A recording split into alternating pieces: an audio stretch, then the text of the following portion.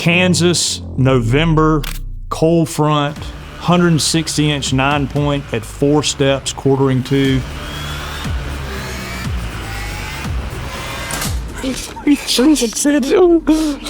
Let's go. So Kansas this year was a little bit different. The last few years that I've hunted there, I've always had one particular buck to go after. And this year was different. We did not know of a really big deer to chase. And so the plan was to have a bunch of cameras scattered out.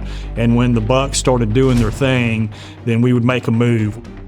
So a couple of the factors we look at is obviously weather. We want things from really the end of October all the way to Thanksgiving to be 5 to 10 degrees cooler than the average during that time of year.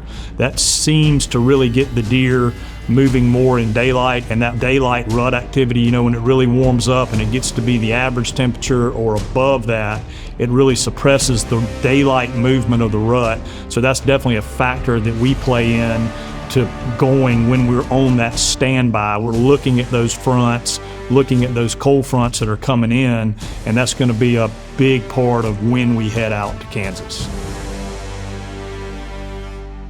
So we finally got the picture of a really big deer, and the plan was to go out there and do like a full day of scouting, get some stands hung. We obviously had a map of the property. We had one side of a creek that we could hunt.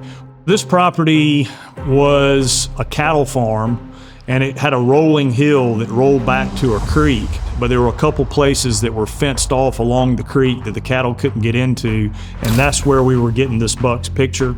But it was all late at night, so we knew he was coming through there, and we just hoped a hot doe or with the rut coming in that he'd venture over on our side of the creek, during daylight.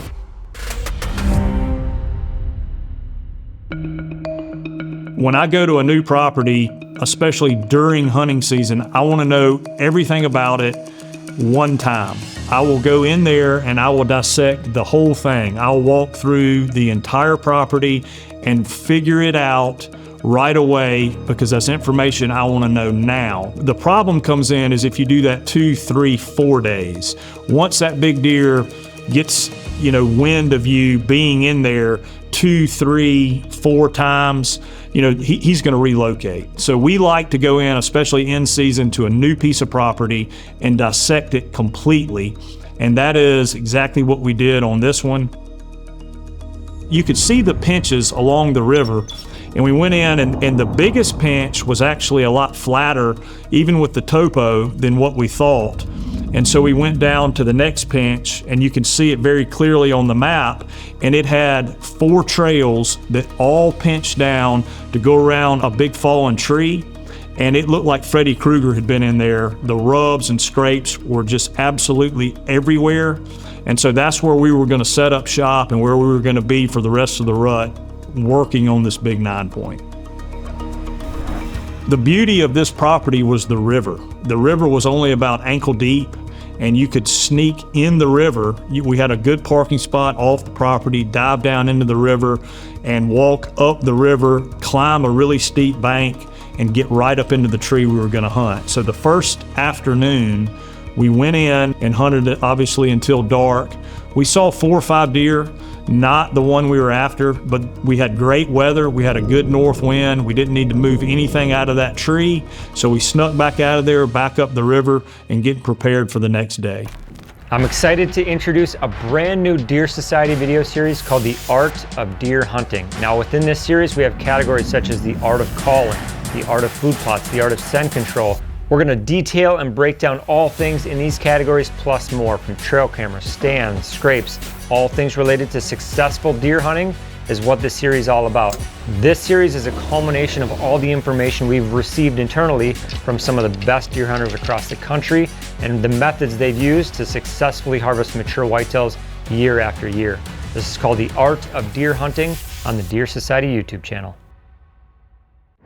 So with that north wind, we did have to walk a pretty good ways in the river, and it kept the scent blowing out of that funnel. So it really set up nice for that north, even northwest wind, pretty much a bulletproof access. One issue, obviously, we had a pretty long walk. We had about half a mile walk through that river. So worked up a little bit of sweat getting in there, even going as slow as we did. So that's really where that phase system came in. You know, we could get in the tree, and that helped us a lot, almost like taking a shower in the tree. And so that's a product that we really like to use and something that we keep in our arsenal all season long. So the plan this day is to get in and hunt daylight to dark. You know, we're in a great funnel. We've got 4 different trails that all come together. And when you find a spot like that, it becomes persistence and staying in the tree. There was a little bit of rain set to come in around 2 o'clock. I told Lucas, I said, man, this light rain, when it breaks, I bet you there are gonna be some bucks that get on their feet and come back through here to open up some of these scrapes. So with it being pre-rut, first of the rut, you know, those bucks like to keep checking those scrapes. A lot of them pretty much daily, if not, you know, in daylight, certainly through the night or once every 3 days is what we've seen. And anytime you get a lot of rain, they want to come refreshing all that up. So with that light rain coming, it was enough to really knock the scent down, cover those scrapes up. So we figured it was going to be a good afternoon. Lo and behold, the rain quits. You can feel the temperature starting to drop a little bit, and I look out through the timber, and there he is. It's the big 9-point, and he's coming right down the funnel. And when he gets to about 25 yards, I get drawn because there's really no escape for him now. You know, if he turns left or right, I'm gonna have a perfect broadside shot, but he just keeps coming. He gets to 4 yards from the base of the tree, and he turns with a slight quartering to. I knew I could slip the arrow right in there. Lucas. We did it, son. We did it.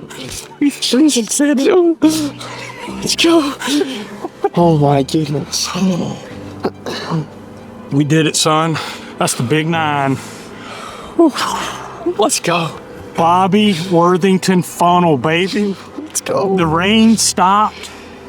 Are we in the funnel or are we in the funnel, baby? Dude. Rut funnel. That's insane.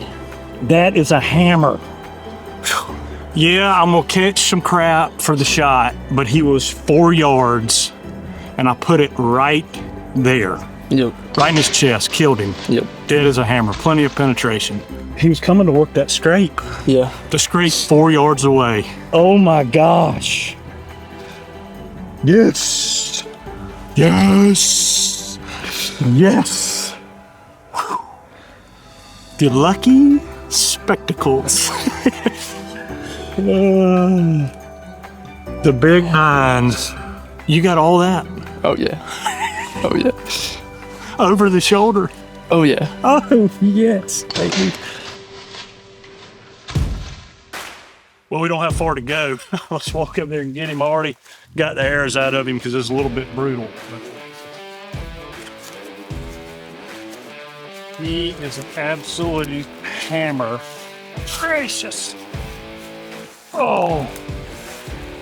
He's got all this gnarling down here on the bases. Heck, he's probably got 4 inches down here on his bases. Acorn point, and almost a third acorn point. This might be the biggest 9-point I've ever killed. He is a hammer, man. Rut is hours and hours and hours of sheer boredom. 4 yards, yeah, I get it.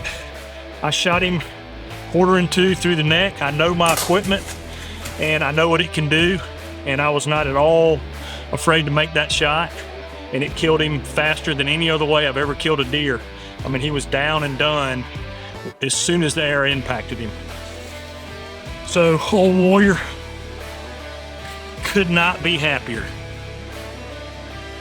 So the real key to this particular property and this hunt in itself was the difference between e-scouting and actually getting your boots on the ground. I pulled up my Onyx and looked at the topo and saw 2 good pinches where field edges came in to the timber, almost like a cul-de-sac, and then you had the river behind it.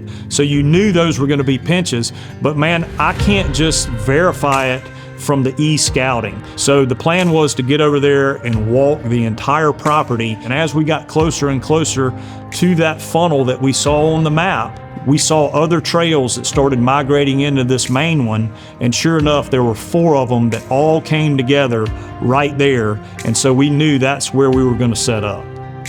So my rut strategy, obviously you hear the old saying time and time again, it's the time in the tree, and that's what it takes. And for sure, that is. It can be a long grind. And what I do is if I've got an average temperature or below average for that time of year, for November in Kansas, let's say the average temperature is 45 degrees, as long as I've got that or below, I'm gonna sit there all day long. When it warms up and you get that 65, 70, 80 degree day in the middle of the day, those bucks normally bed up that time and they'll pick back up late afternoon and through the night into late morning. So if I'm gonna take a break, it's gonna be when those temperatures really start to rise during the rut. And then also the off-season practice with the bow, shooting the bow religiously at different angles, at real targets, really focusing on the practice and making every shot count at different angles, setting your targets up, quartering to, quartering away, shooting at 4 yards, shooting at 3 yards, stretching it out to 50, and just being really religious, because that's an aspect that we can control.